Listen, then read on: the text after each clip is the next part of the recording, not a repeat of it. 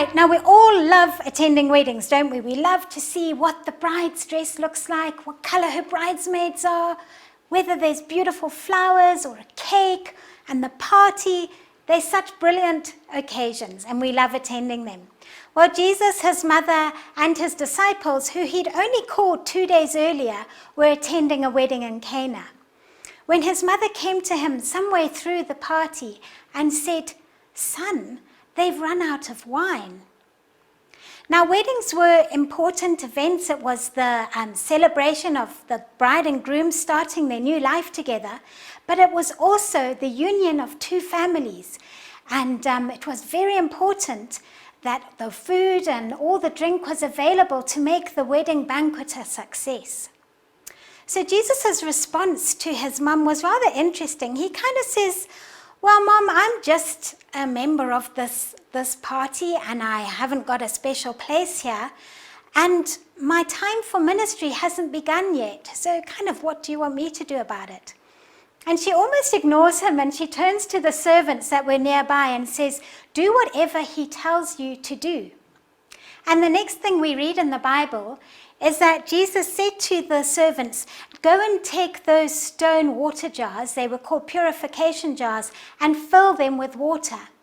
And then the next thing he said was they should take the water from those jars and pour them into smaller jars. So that's exactly what they did. They filled them up right to the brim. And then Jesus said to them, "Now go and take those jars to the master of the banquet." Now, I know that the servants would have felt very worried about what they were being asked to do. They knew they'd only put water into the jars, and now they had to take them to the master of the banquet. I'm sure they were worried and quivering in their boots, shaking, concerned, because they knew he was not expecting water. He wanted something different. He wanted wine. Well, on their way from being with Jesus to the master of the banquet, something amazing happened, because when they got to the master of the banquet's table and they presented him with this jar of wine, it had turned from water into wine.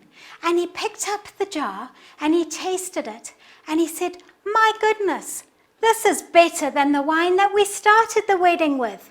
Well done. Where did you get that from?" Now, this story that we find at the beginning of John, in John chapter 2, John tells us at the beginning that this was the third day that the wedding started, and that this was the first miraculous sign that Jesus did.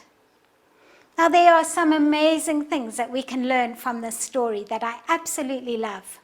The first one is that these jars, like I said, called purification jars, were used by the Jews to cleanse themselves.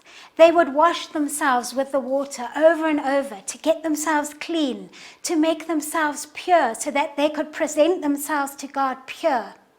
And that the water that they filled these jars with, they didn't go to the lake and scoop it out. It was running water. In fact, the Jews called it living water.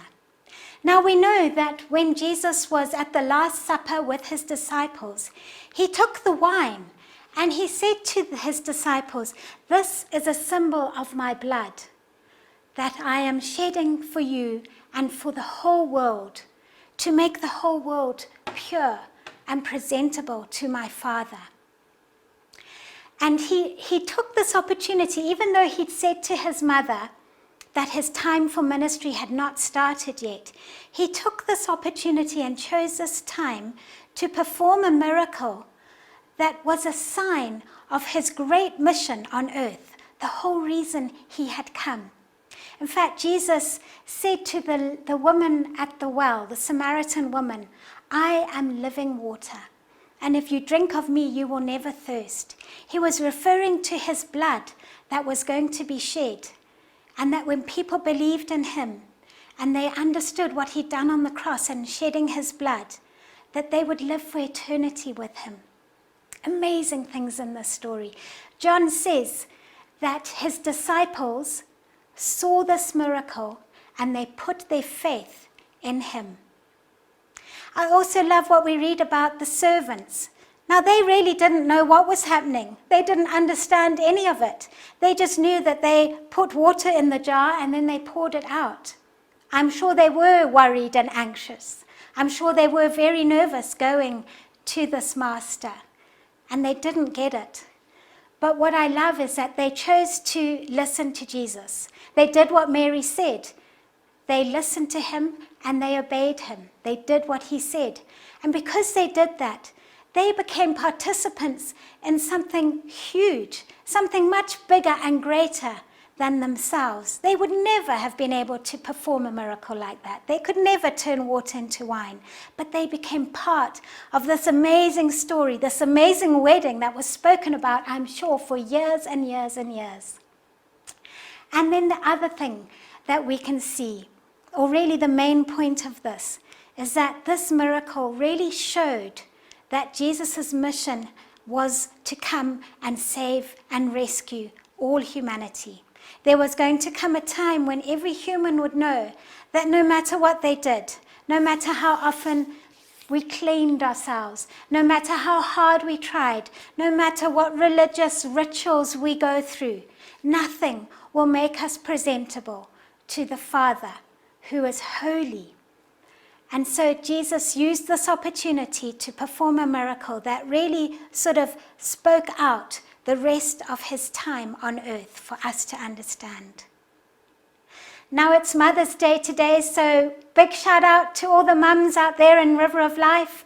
Also to my mom in England, happy Mother's Day. And I just love that Jesus honored his mum. He took time to hear her and honor her. He also honored this family who really were on the brink of shame, who would have been disgraced in that village for years and years to come.